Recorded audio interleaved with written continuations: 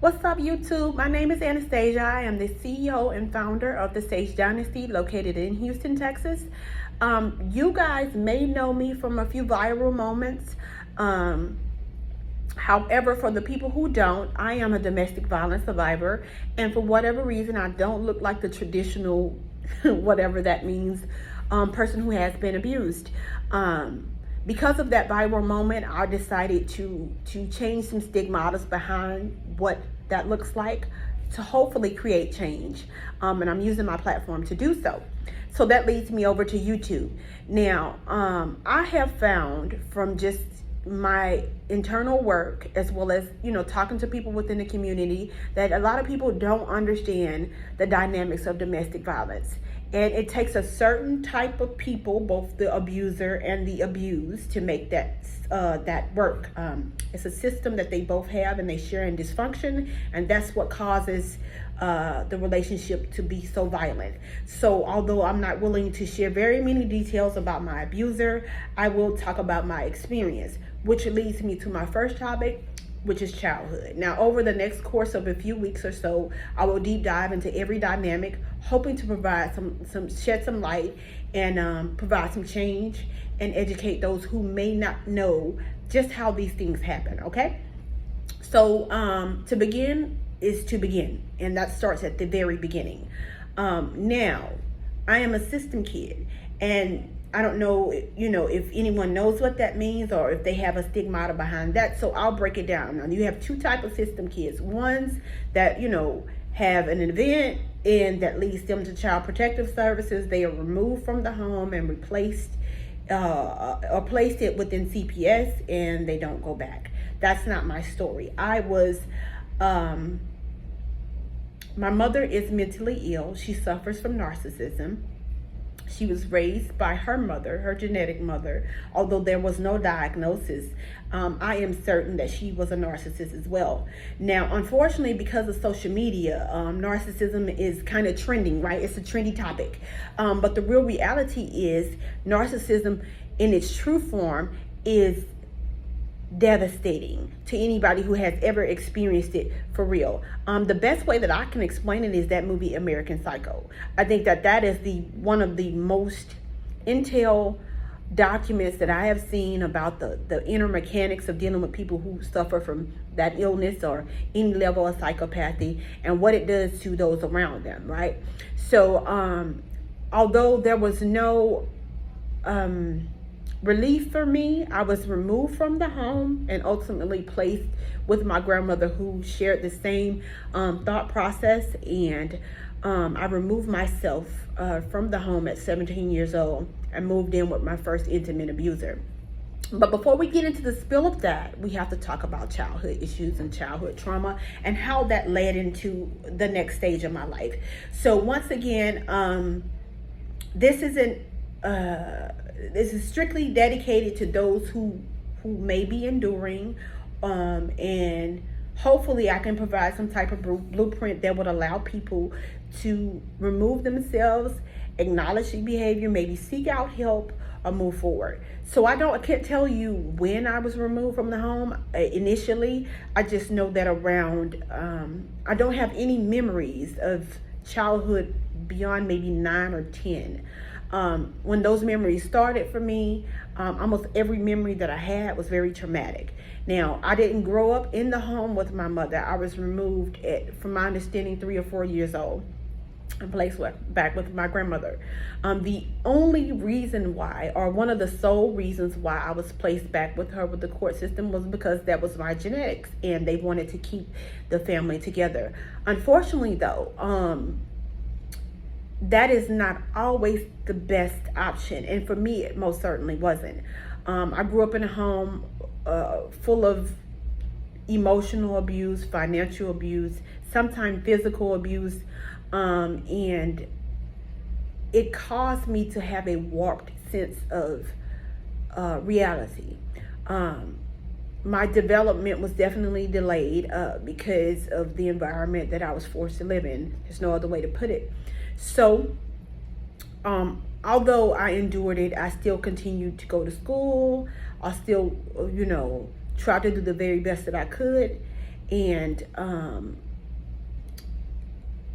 left ultimately.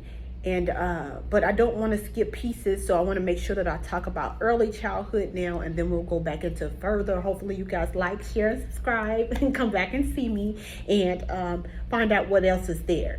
So I don't have a lot of memories of my mother. Almost every memory that I did have as an adolescent was negative. I don't remember ever being hugged or embraced or loved, or I just remember a lot of dysfunction. And by dysfunction I mean passive aggressiveness, manipulation, mental abuse, mental anguish. I remember experiencing judgment from my family members, and at any point in time that I made a decision to go out and talk about what was going on in my household, I was told that what I knew or what I experienced was not factual and it was not true.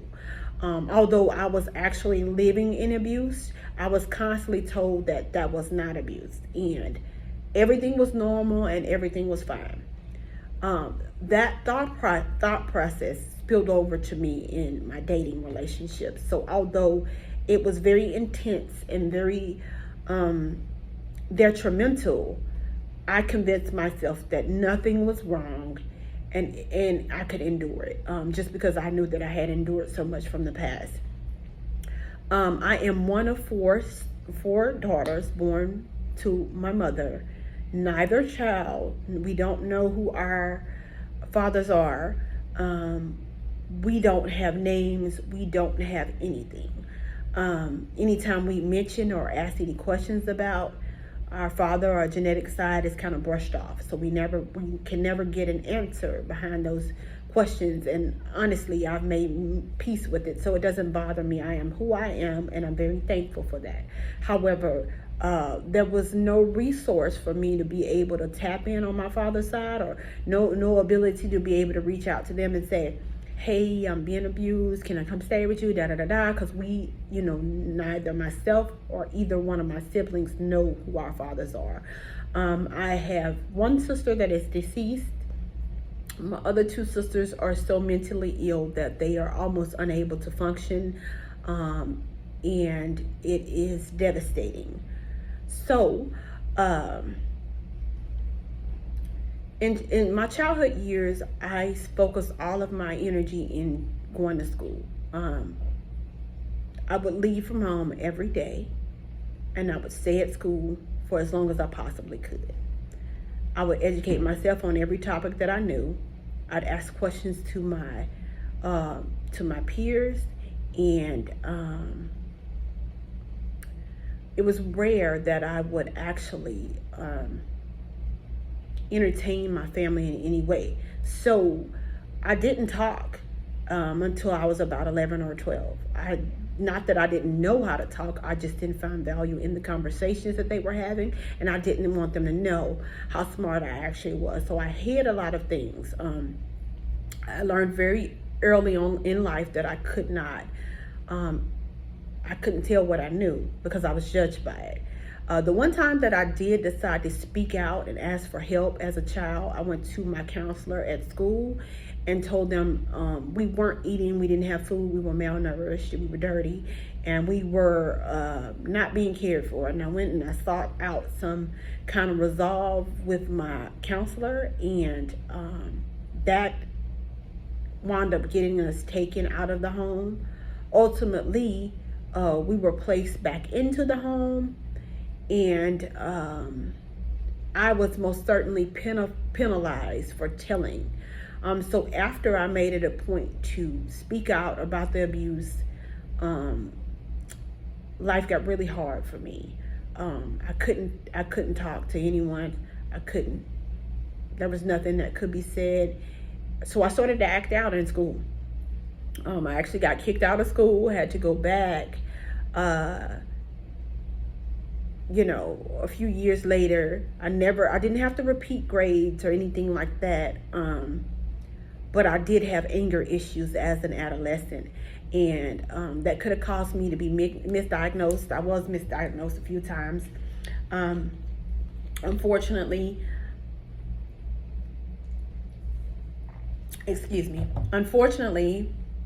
when children go to help or they seek out help, especially in the African American community, there are so many stigmas behind mental health that we are all automatically seen as aggressors and problematic children, and our mental health is always the topic.